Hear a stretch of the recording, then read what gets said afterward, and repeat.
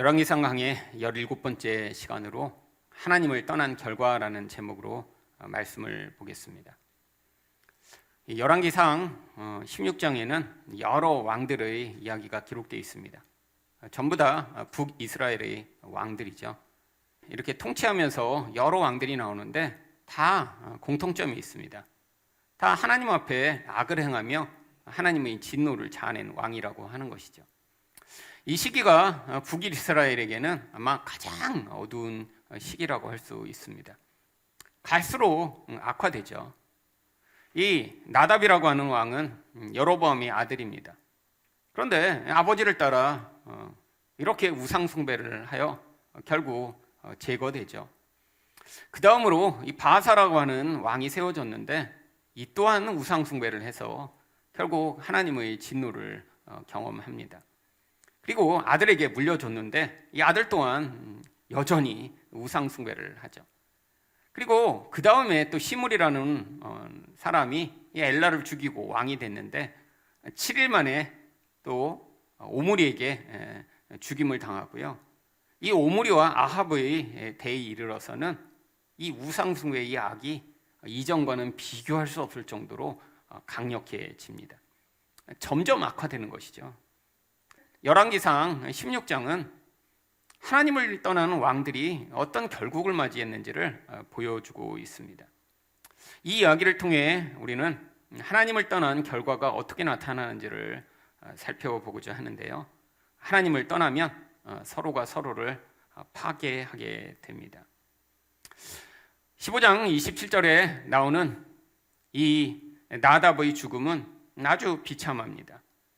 바하사가 나답을 모반하여 블레셋 사람에게 속한 기브돈에서 그를 죽였으니, 이 바하사는 이 나답의 신하예요.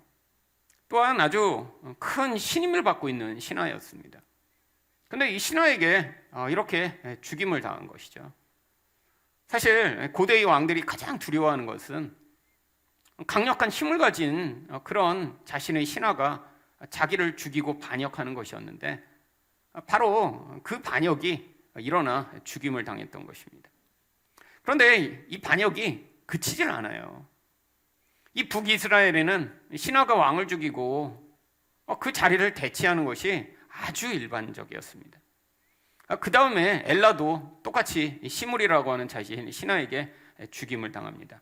9절과 10절을 보시면 엘라가 마시고 취할 때, 지금 반역이 일어나고 있는 것도 모른 채로 자기 쾌락에 취해 있었던 거죠. 누군가 자기를 죽이려고 한다는 걸 알았으면 저렇게 마시고 취했겠어요.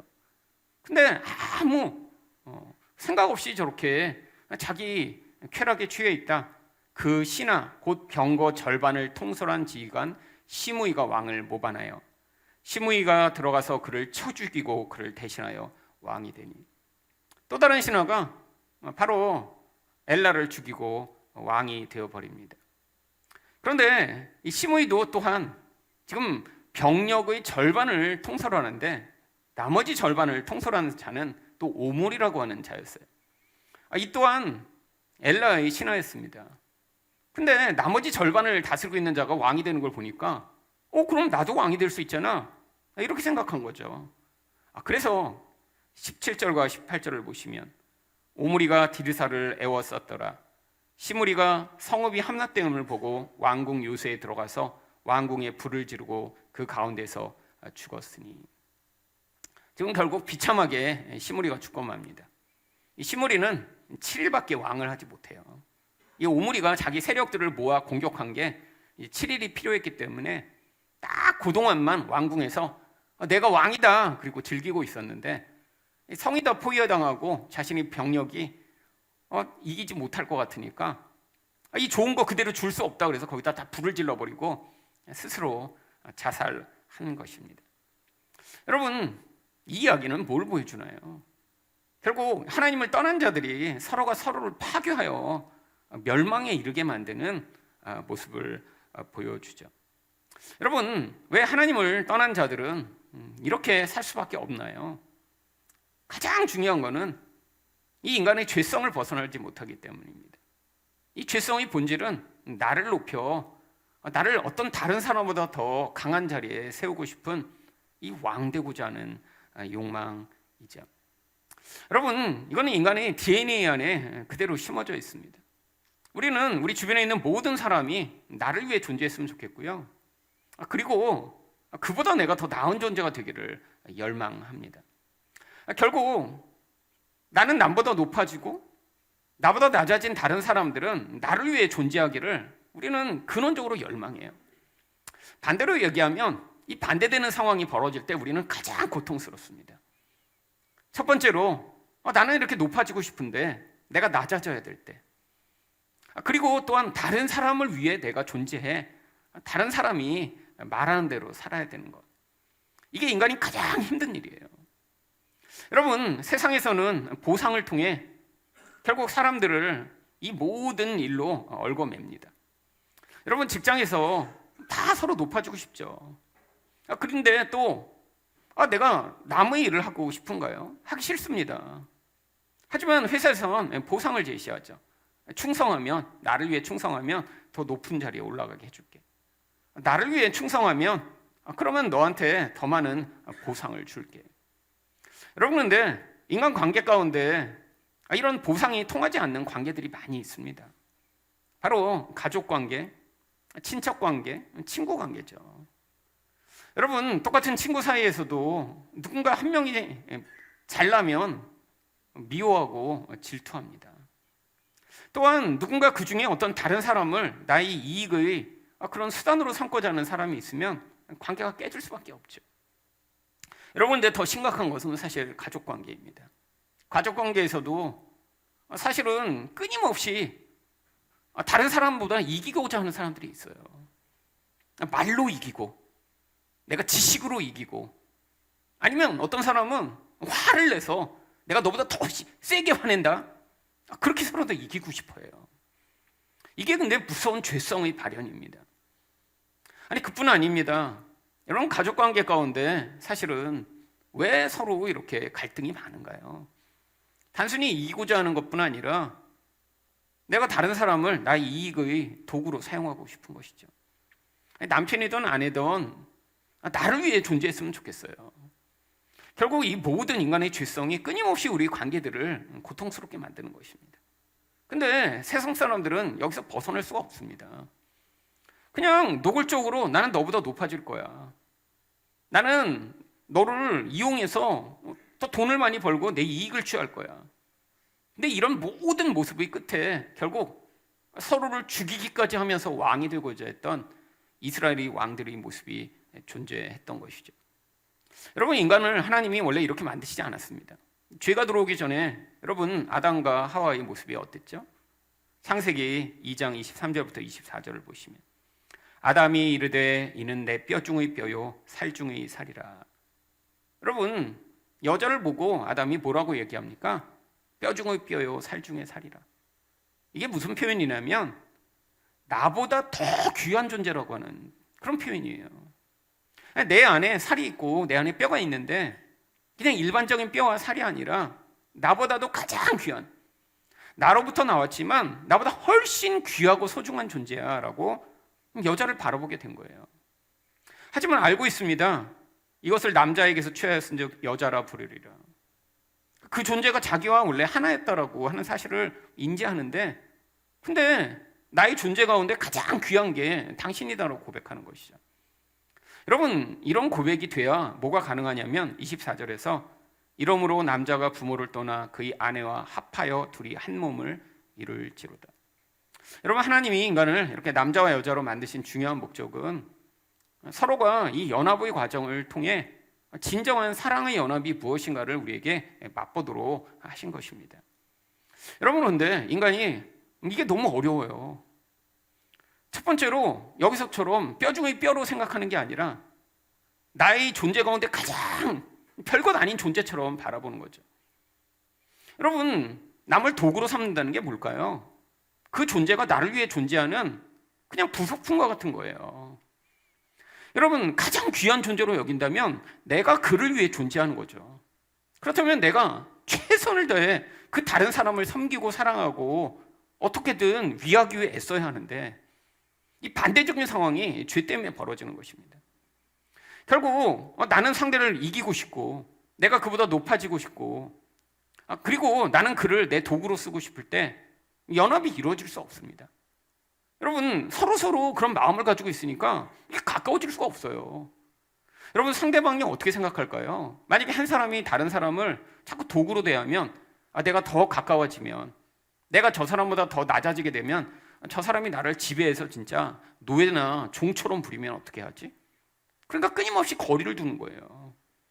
여러분 이렇게 되면 뭐를 경험할 수 없습니까? 하나됨을 경험할 수 없습니다.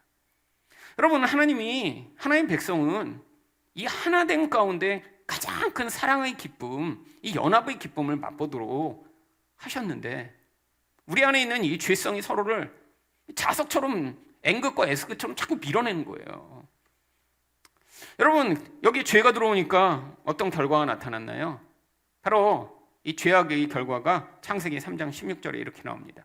너는 남편을 원하고 남편은 너를 다스릴 것이니라. 여러분 여기 있는 이 구절이 어떤 의미인가요? 밑에 보시면 빨간색으로 색칠을 한 부분이 위에 구절에서 생략된 생략법으로 사용된 문장입니다.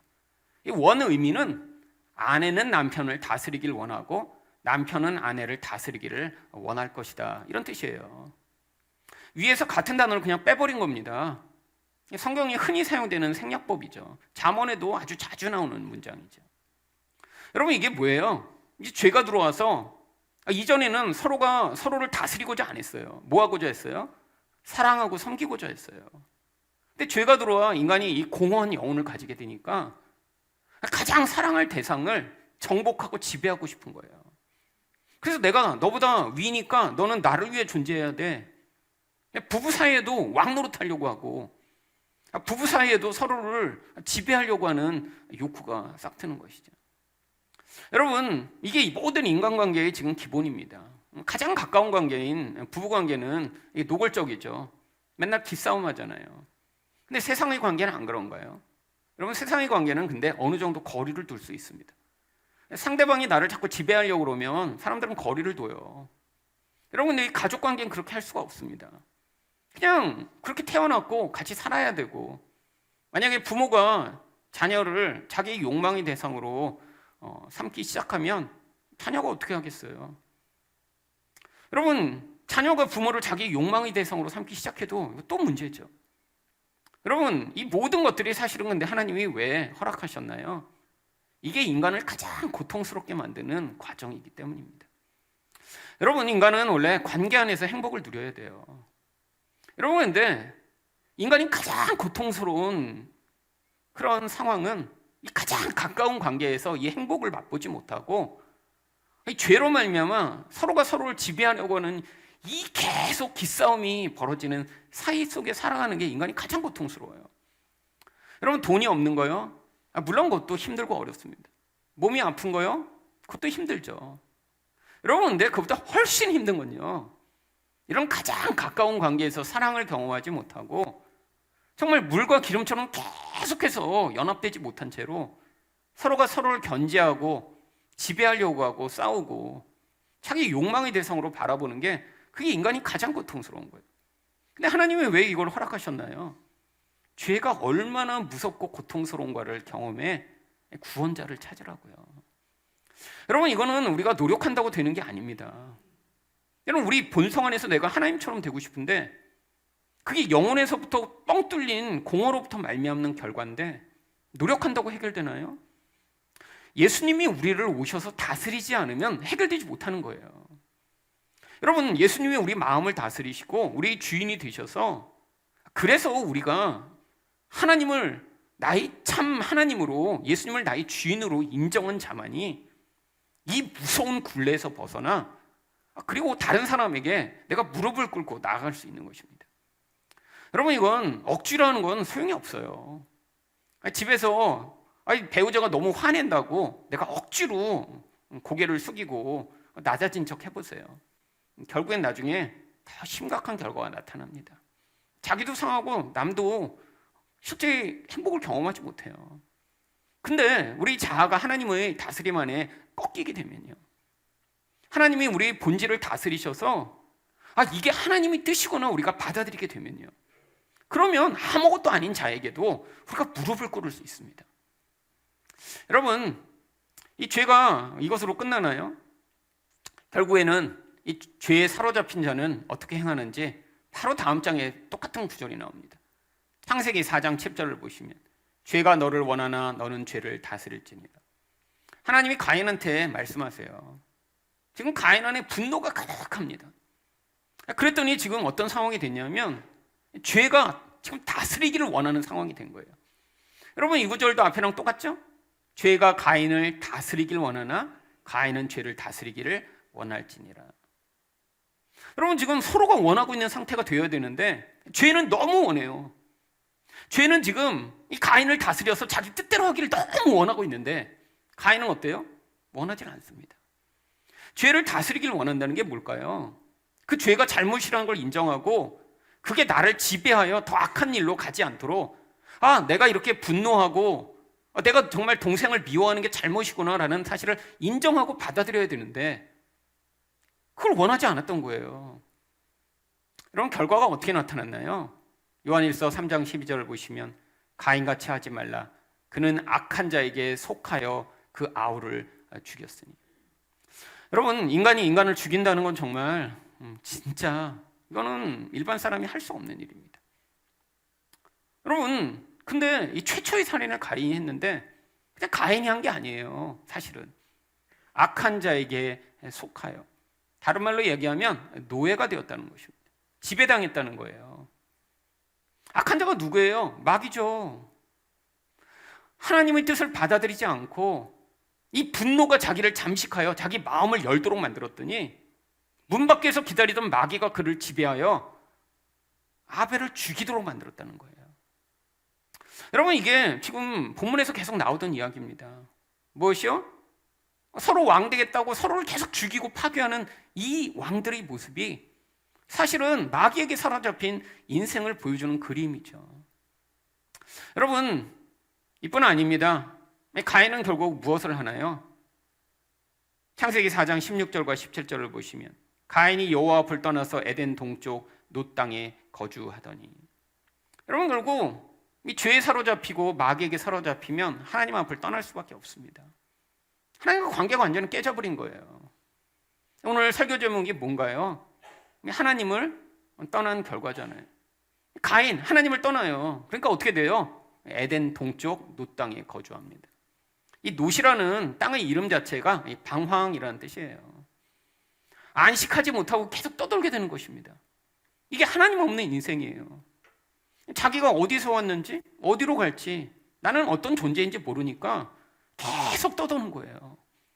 여러분, 이런 인생을 시편 1편에서 뭐라고 얘기합니까? 바람에 나는 겨 같다라고 얘기하죠. 여러분, 시냇가에 심은 나무는 바람이 불어도 흔들림이 없습니다. 가뭄이 와도 생명을 유지할 수 있어요. 근데 여러분, 바람에 나는 겨는 어떤가요? 바람이 불면 하늘 꼭대기까지 막 날아다녀요. 근데 바람이 멈추면요, 땅에 떨어져서 쓰레기처럼 굴러다닙니다. 이게 세상 사람이라는 거예요. 시류를 잘 타서, 그래서 이 시대가 요구하는 그런 천재라 갑자기 돈을 버는 사람이 있더라고요. 여러분, 지금 바람을 잘 탄 거예요. 사람들은 다 부러워합니다. 와! 여러분, 이게 방황하는 인생이에요. 여러분, 하나님께 뿌리 내리지 못한 인생의 모습이죠. 어떤 사람은 그렇게 잘 나가는 사람이 있을 수도 있습니다. 하지만 대부분은요, 부러워하고 그런 사람들을 마음 깊숙이 시기 질투하며 살아가는 게 일반적 사람 아닌가요? 여러분, 이 가인의 모습이 어떻게 나타나나요? 방황하니까 두려운 거예요. 이 두려움의 근원이 자기를 지배하니까, 그러니까 아이를 낳고 이름을 뭐라고 짓습니까? 에녹이라고 짓죠. 근데 신기하게 자기 성을 쌓고 또 이름을 에녹이라고 짓습니다. 여러분, 자녀 이름을 지을 때 또 유일한 성을 쌓고 나서 왜 같은 이름으로 지었을까요? 에녹이라는 뜻 때문이죠. 여러분, 이 에녹의 뜻이 뭔가요? 헌신이라는 뜻입니다. 헌신. 아니, 왜 자녀 이름을 헌신이라고 지을까요? 왜 자기 성을 헌신이라고 지을까요? 나를 보호하고 나를 지키는데, 나를 위해서 사는데 헌신해 너는. 이게 가인의 마음이에요. 내 자녀지만 너는 나를 위해 존재해야 돼. 내가 만든 성인데 이 성은 나를 지키는데 꼭 헌신해야 돼. 이게 바로 마귀에게 사로잡히고 세상 사람들이 전형인 가인적 태도로 살아가는 자들의 모습이죠. 존재하는 모든 물질과 사람이 누구를 위해 존재해요? 나를 위해 존재해야 돼요. 나밖에 없는 거예요. 여러분, 이게 결국 이런 파괴를 가지고 오는 것입니다. 여러분, 나밖에 없는 인생, 여러분 모든 관계는 깨어질 수밖에 없습니다. 여러분이 지금 어떤 관계 가운데 지금 어려움을 겪고 계세요? 여러분 지금 나밖에 없어서 그래요. 여러분의 부부관계가 너무 힘들다. 아니 가까운 관계들이 지금 자꾸 문제가 생긴다. 여러분 우리는 근원적으로 나에게 잘못을 찾기보단 상대방의 문제를 찾기 너무 쉽습니다. 이게 방어 기제죠. 나는 죄인이라고 생각하고 싶지가 않은 거예요. 근원적으로. 아니, 생각하는 것조차가 너무 어려운 일입니다. 근데 이게 가능한 건 무엇으로만 가능하죠? 하나님이 우리에게 오셔서 우리에게 계시해 주셔야 돼요. 네가 죄인이라고. 여러분 이 죄의 결과만 우리는 경험할 뿐입니다. 아, 내 아내가, 내 남편이 이러니까 내가 너무 힘들어. 우리 자식이 이래서 나는 너무 힘들어. 우리 부모님 때문에 나는 못 살겠어. 여러분 늘 다른 사람 핑계를 혹시 대고 계시지는 않나요? 여러분 근데 신기한 일들이 참 많아요. 나는 그 사람이 그렇게 힘든데 다른 사람은 또 괜찮아요. 여러분 그런 경우 많지 않으세요? 나는 정말 우리 부장님 정말 그냥 어디 그냥 한강에 쳐놓고 싶어. 그런데 딴 사람들은 너무 좋아요. 우리 부장님 되게 좋지 않아요? 그러니까 여러분 그런 경우에는 진짜 문제가 있는 것입니다. 아니 진짜 이상한 인간이 있을 수도 있어요. 뭐 정말. 근데 딴 사람들은 다 잘 지내는 것 같은데 지금 나만 너무 불편하고 힘들고 믿고 없었으면 좋겠다. 물론 우리가 이렇게 왕처럼 돼서 죽일 수는 없죠, 누군가. 여러분 근데 우리 안에 끊임없이 어떤 생각을 해요? 저 인간은 없었으면 좋겠다. 여러분 탈출구가 있으면 문제인 거예요. 친구 관계는 탈출구가 있잖아요. 손절을 하면 됩니다. 나 안 만나 이제 연락처 지우고. 여러분 근데 요즘은 이제 점점 탈출구가 옛날보다 넓어지기 시작했습니다. 여러분 결혼하고 나서도 이 사람 너무 보기 싫어, 꼴불견이야. 여러분 어떻게 해요? 나는 이제 탈출해야지. 여러분 이 꼴불견이다 뭐예요? 내 마음의 어떤 내가 생각하는 꼴이 있는 거예요. 나는 네모 꼴을 좋아해. 근데 저 사람은 마른 목꼴이야. 꼴이 안 맞는 거예요. 또 뭐라고 표현해요? 마음에 안 든다. 내 마음이 너무 작아갖고 다른 사람이 들어오질 않는 거예요. 여러분 다 보면 내가 어떤 꼴을 가지고 있는 것이 문제고 내가 어떤 마음의 틀을 가지고 있는 게 문제인 거예요. 여러분 한 사람만의 문제로 정말 심각한 경우가 있을 수도 있죠. 여러분 만약에 배우자인데 폭행을 해요? 이거는 정말 그 폭행하는 인간에게 심각한 문제가 있는 거죠. 인간인데 폭행을 해야 안 됩니다. 주먹으로는 안 때리는데 말로 때리는 사람 이것도 거의 유사해요. 여러분 만약에 주먹으로 한 번 딱 맞는 것과 정말 막 귀에서 피가 나게 욕설을 이렇게 듣는 것과 어떤 걸 선택하시겠어요? 그럼 차라리 저는 한 대 맞고 말래요. 만약에 귀에 피가 나게 막 욕을 계속 듣는다고 그러면요 나중에 정신병을 이지 않을까요? 근데 제가 보면 어떤 사람들은 자기 배우자한테 남한테 하지 않는 욕하는 사람이 있어요. 막 비난하고 공격하고 막. 여러분 여기 혹시 자기 남편을 자기 아내를 그런 하찮은 존재로 여기고 계신 것 아니세요? 여러분 아담이 하와를 처음 보면서 내 뼈 중에 뼈 살 중에 살이라고 바라봤잖아요. 그렇게 귀한 존재로 보고 있으면 어떻게 욕을 하고 비난을 하고 나쁜 말을 할 수 있겠어요? 여러분 솔직히 여러분 저한테 와서 막 욕하거나 막 비난하거나 막 나쁜 말 안 하시잖아요. 그렇잖아요. 제가 12년 여기 교회 하면서 저한테 와서 제일 나쁜 말을 하신 분이 목사님 사랑이 없다 뭐 이거였어요. 제일 나쁜 말이었어요. 제일 나쁜 말. 근데 뭐 별로 타격을 안 받았어요. 그렇잖아요. 그리고 뭐 그렇다고 저한테 와서 이 무슨 XX 이런 얘기한 분 한 번도 없습니다. 여러분 근데 여러분 가까운 사람한테 그런 나쁜 말 하지 않으세요? 여러분 자녀한테 이 바보 같은 게 자기 아내한테 아유 멍충이처럼 이런 부부들이 있더라고요 진짜. 여러분 상대방을 어떻게 바라보는 거예요? 그냥 물건처럼 보는 거잖아요. 여러분 이 본질 안에 뭐가 있어요? 하나님이 없이 내가 있는 거예요. 내가 가인과 같은 마음인 거예요. 여러분 여러분의 인생의 과정 가운데 이런 모습이 들통나게 되어 있습니다. 여러분 저는 모를지 몰라요. 그렇잖아요. 제가 여러분 다 어떻게 알겠어요? 대충 추측은 합니다. 그런 기질이면 야 쉽지는 않겠다. 추측할 수 있죠. 근데 여러분 가장 가까운 가족에게 벌어진 일은 어떻게 알아요? 근데 여러분은 서로 아시잖아요. 내가 내 아내 남편을 내 자식한테 어떤 말을 하고 어떤 태도를 가지고 있는가. 여러분 내 욕망이 이루어지지 않아 우리는 결국 상대방을 미워하고 내 마음에 들지 않아 욕하고 비방하며 더 이상 쓸모없다고 생각하니까 버리고 싶은 거예요.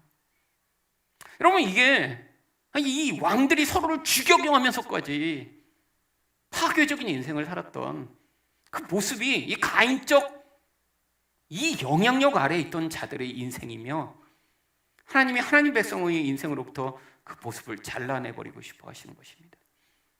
여러분 끊임없이 여러분 안에 정말 내가 내 안에서 벌어지는 이 가인적 어두운 모습을 여러분 부끄럽게 여기시고 그리스도의 십자가 앞에서 여러분 그 모든 모습을 회개하여 여러분 안에서 이 죄가 더 이상 여러분을 지배하지 않고 그리스도의 통치를 받으시는 여러분 되시기를 축원드립니다. 두 번째로 하나님을 버린 결과는 어떻게 나타나나요? 영적 파멸로 나타납니다. 여러분 열왕기상 16장에 계속 반복되는 구절이 무엇인가요? 사실 보면 2절과 7절 다 보시면 내가 여로보암의 길로 행하여 그가 여로보암의 집과 같이 여호와 보시기에 모든 악을 행하여 끊임없이 여로보암처럼 살았다는 거예요. 두 절만이 아닙니다. 그 다음에 또 보시면 19절을 보시면 그가 여로보암의 길로 행하여 그가 이스라엘에게 죄를 범하게 한 그 죄 중에 행하였더라. 느밧의 아들 여로보암이 모든 길로 행하며 그가 이스라엘에게 죄를 범한 그 죄 중에 행하여. 여러분 우리가 지난번에 본 대로 여러분 성군들은 항상 다윗의 길로 행했어요. 다윗처럼 했어요. 일생 내내 완전하진 않아도 한 번만 다윗처럼 하면 하나님이 그를 온전하다고 인정해 주셨어요. 근데 이 사람들은요 전부 여로보암의 길에 서 있습니다. 한 번도 다윗의 길에 올 수가 없어요. 이 여로보암의 길에 서 있으면. 이게 두 가지밖에 없는 거예요. 여러분 우리 인생도 마찬가지입니다. 우리가 한 번 예수 그리스도로 말미암아 의로움을 받으면 하나님이 우리 인생을 의롭다고 인정해 주세요. 완벽하지 않아도요. 근데 이 우상 숭배의 길에 계속 서 있는 자는 여러분 그 길에서 벗어날 수가 없습니다. 그냥 계속 그렇게 가게 되며 악화되는 것이죠. 여러분 이 여로보암의 길이 뭔가요? 바로 열왕기상 12장 27절부터 28절에 나오는 만일 이 백성이 예루살렘에 있는 여호와의 성전에 제사를 드리고자 하여 올라가면 이 백성의 마음이 유다의 왕 르호보암에게로 돌아가리라 하고 이에 계획하고 두 금송아지를 만들고. 여러분 자기 두려움과 욕망으로 말미암아 하나님 말고 다른 길을 찾기 시작하는 것입니다. 여러분 인간은 어쩔 수가 없어요. 모든 왕들이 그래서 너무 자연스럽게 여로보암의 길을 따릅니다. 하나님은 눈에 보이지 않습니다. 여러분 이게 믿음이 없으면 너무 당연한 길이에요. 여러분 믿음이 없는 사람이 돈을 의지하고 사람을 의지하는 게 그게 비난할 일이 아닙니다. 그냥 너무 자연스러운 길이에요. 여러분 세상 사람이 돈을 의지하고 이렇게 사람을 의지하고 사는 걸 보면서 마치 갓난 아기한테 너 왜 못 뛰어? 왜 너 수영 못해? 이런 거랑 똑같은 거예요. 불가능한 거예요.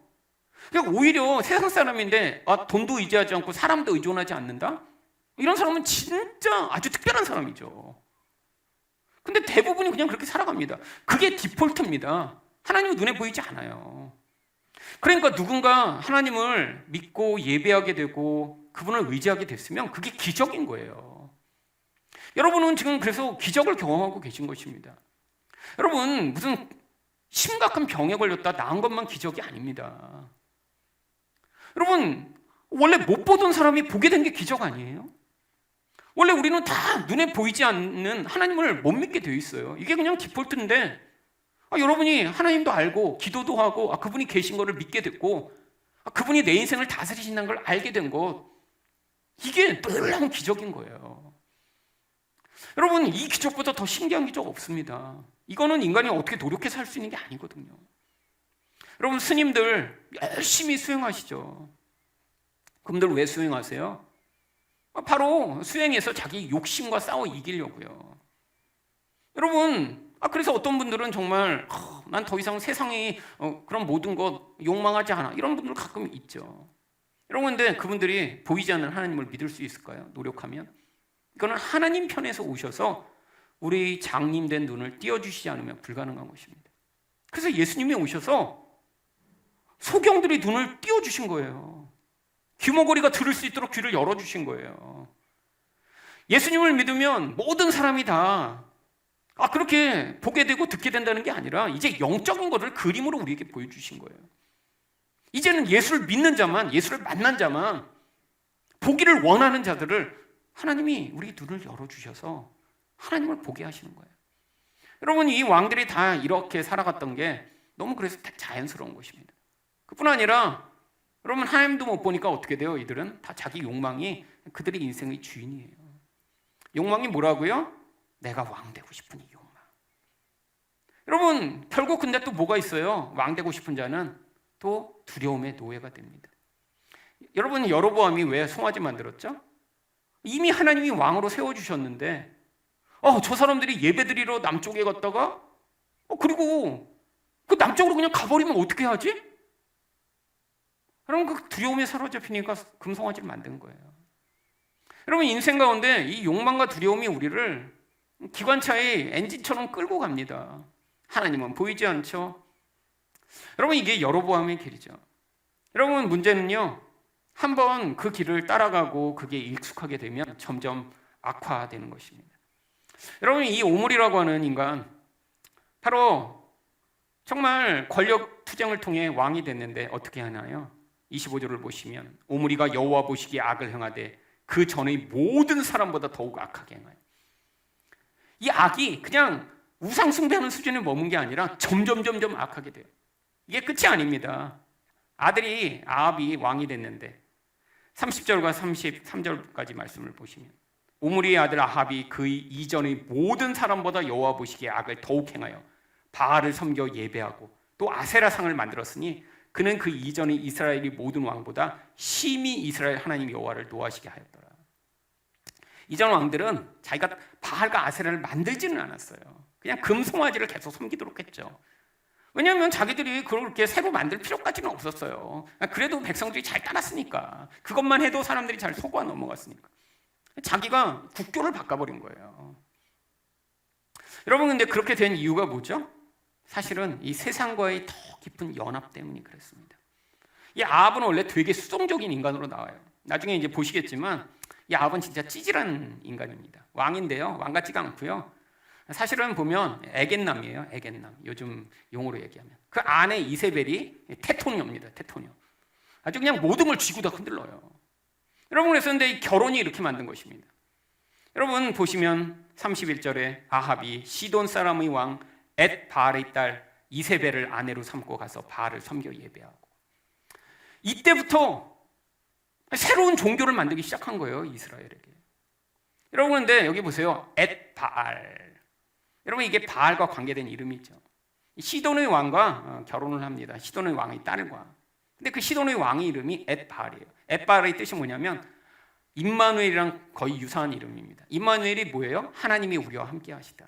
엣바알은요, 바알이 우리와 함께 하시다, 이런 뜻이에요. 여러분, 그 딸 이세벨은요, 바쳐진 처녀라는 뜻입니다. 여러분, 처녀가 있는데 누군가에게 이렇게 바쳐진대요. 누군가에게 바쳐졌을까요? 바알에게 바쳐진 처녀라는 뜻이라요. 다른 말로 이야기하면 바알의 신부라는 뜻이에요, 이세벨이. 여러분, 아니 자기 딸의 이름을 태어날 때부터 그냥 바알의 신부라고 누가 이름을 짓겠어요? 이 바알이라는 이름을 가진 이 시돈의 왕이요, 사실은 바알 제사장이었기 때문이죠. 왕이었지만 제사장이에요. 근데 왜 그 딸과 결혼을 했을까요? 이 시돈이 당시에 무역을 정말 중심지로 엄청난 영향력을 미치니까 그 딸과 결혼해서 이 경제적인 유익을 더 크게 누리고자 해요. 여러분, 이 아하브의 아버지 바로 오므리가 당시에 이 북이스라엘의 경제적 전성기를 이끌던 왕입니다. 경제적으로는 엄청 잘 나갔어요. 점점 부자가 된 거예요, 나라가. 그래서 이때 막 성도 새로 세웁니다. 이 성을 사마리아 성이라고 하죠. 그게 북이스라엘 망할 때까지 수도가 됩니다. 얼마나 크고 견고하게 잘 지어놨는지. 여러분, 그런데 이렇게 점점 잘 나가기 시작하니까 외부에 있는 이 시돈이라는 중개 무역하고 있는 나라의 그런 딸을 데려다가 자기 아들이랑 결혼시켜서 더 잘 나가게 하고 싶은 거예요. 우리나라만이 아니라 외부랑 협력해서 더 강한 나라 만들고 싶었던 거죠.